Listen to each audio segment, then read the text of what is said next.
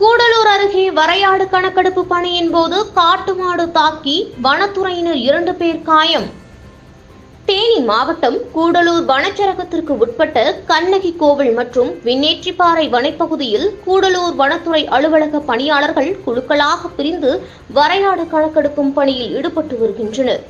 இதில் வனவர் பூபதி, வனக்காவலர் மாசானம் மற்றும் வேட்டை தடுப்பு காவலர் சுமன் ஆகிய 3 பேரும் கண்ணகி கோவில் வனப்பகுதியில் வரையாடுகளை கணக்கெடுக்கும் பணியில் ஈடுபட்டிருந்தனர்.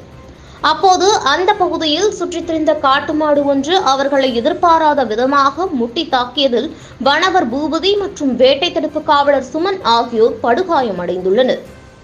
வனத்துறையினரின் காட்டுமாடு முட்டி காயமடைந்தது குறித்து வனத்துறை அதிகாரிகளுக்கு தகவல் தெரிவிக்கப்பட்டது. இதைத் தொடர்ந்து தமிழக வனத்துறையினர் கேரள வனத்துறையினரின் உதவியோடு காயமடைந்தவர்களை கேரள வனப்பகுதி வழியாக ஜீப் வாகனம் மூலம் கம்பம் அரசு மருத்துவமனைக்கு சிகிச்சைக்காக கொண்டு வந்தனர். அங்கு முதலுதவி சிகிச்சை பெற்ற இருவரும் மேல் சிகிச்சைக்காக தேனி அரசு மருத்துவமனைக்கு அனுப்பி வைக்கப்பட்டனர். தகவல் அறிந்த தேனி மாவட்ட வனத்துறை இணை இயக்குநர் ஆனந்த் கம்பம் அரசு மருத்துவமனைக்கு வந்து காயமடைந்தவர்களை பார்த்து ஆறுதல் கூறினார். மேலும் அவர்களது குடும்பத்தினருக்கும் ஆறுதல் கூறினார். வனத்துறை பணியாளர்களை காட்டுமாடு முட்டி தாக்கிய சம்பவம் அப்பகுதியில் பரபரப்பு ஏற்படுத்தியுள்ளது. தகவல்களை உடனுக்குடன் அறிந்து கொள்ள நமது டைகர் மீடியா சமூக வலைதளங்களை ஃபாலோ செய்யுங்கள்.